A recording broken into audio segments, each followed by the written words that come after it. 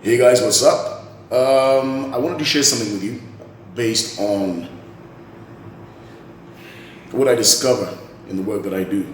And it's going to sound funny for me to say this, but I love working with depressed people. I don't mean to be bad when I say that. It's just that, and before I go on, actually, let me just say that it doesn't matter how long they've been depressed. Okay, the good news is usually in one session it's done. They could be depressed for 40 years. I need an hour and it's done. Okay, so that's the good news. So when I say I love working with depressed people, it's not, I don't take pleasure in seeing people depressed. But what I do like about it is the amount that I learn, the experience that comes, the evolution, the personal evolution that I enjoy as a result of working with people like that. And there's something very interesting about taking a person, okay, who maybe is a little bit pessimistic by nature or negative or had a particularly bad day, and saying something really simple like, you're wearing a blue shirt today, okay? And it's great to me it's funny to watch this person searching the four corners of their mind. You see their eyes going from here to there, thinking, and then they come back with a response because they feel like they're going to say something. And the response is usually something like, what's wrong with my shirt?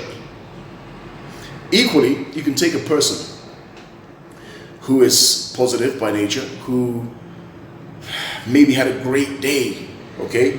Generally optimistic, the complete opposite of the other guy, and say the same thing, oh, you're wearing a black shirt today. And he'll respond with something like, oh, thank you. And the interesting thing about that is that in both cases, I neither gave a compliment or a criticism. But what we learn from that, or what I learned from that, is something that people know, but we don't stop to think about it, okay? Because there are some things that are so obvious right under our noses that we don't actually notice them. Like the meaning that people give to stuff, right? The meaning that the negative guy gave was that I was criticizing his shirt.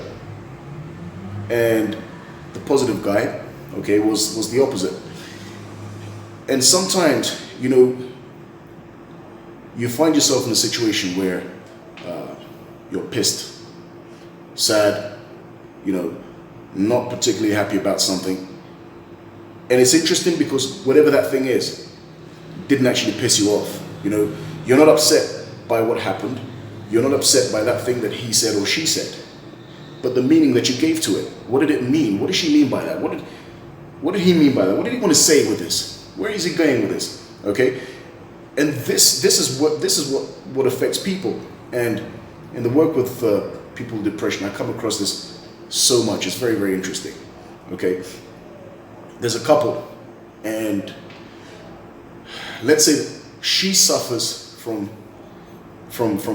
a terrible case of terrible sinus problems, and this leads to violent migraines. And, it's consistent, it's common. And one night, her husband is feeling particularly animated, okay, more than usual,